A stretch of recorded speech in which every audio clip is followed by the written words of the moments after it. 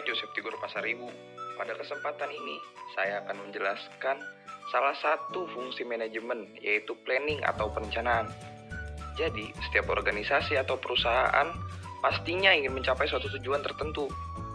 Dan untuk mencapai tujuan yang diinginkan, diperlukan fungsi perencanaan. Jadi, dalam menjalankan fungsi perencanaan, seorang manajer akan mendefinisikan sasaran-sasaran, menetapkan strategi untuk mencapai sasaran-sasaran itu, dan mengembangkan rencana kerja untuk memadukan dan mengkoordinasi berbagai aktivitas menuju sasaran-sasaran tersebut. Nama saya Dea Amalia Ananda Ridwan. Saya akan memaparkan fungsi organizing dalam manajemen. Apa itu fungsi organizing? Organizing adalah proses mengatur tugas, wewenang, dan tanggung jawab setiap individu dalam manajemen agar menjadi satu kesatuan untuk mencapai tujuan yang telah direncanakan.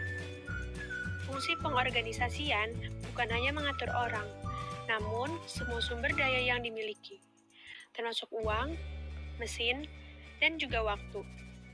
Lalu, seberapa penting fungsi organizing itu?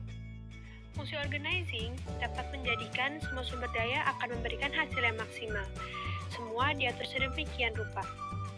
Mulai dari sumber daya apa yang harus digunakan, mau dijadikan apa, kapan harus digunakan, di mana akan digunakan, bagaimana cara menggunakannya, dan siapa yang akan menggunakannya.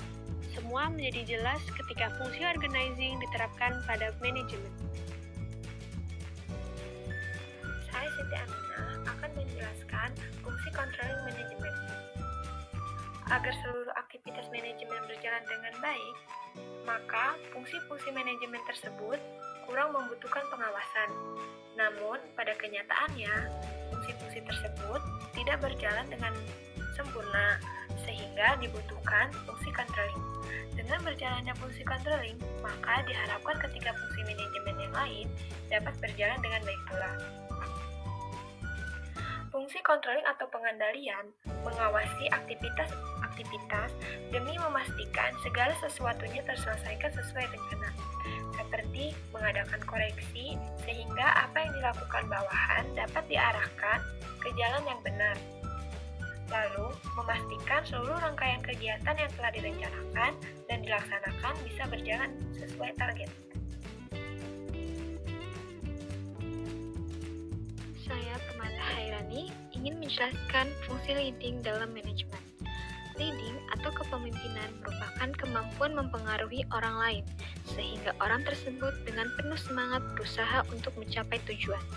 Leading melibatkan interaksi dengan orang lain untuk bekerja sama, bekerja secara lebih efisien dan efektif, sehingga mencapai sasaran atau tujuan organisasi tersebut. Pekerjaan leading meliputi 5 macam kegiatan, yaitu mengambil keputusan, mengadakan komunikasi, memberi motivasi, semangat, inspirasi, dan dorongan kepada bawahan, memilih orang-orang yang menjadi anggota kelompoknya, serta memperbaiki pengetahuan dan sikap-sikap bawahan.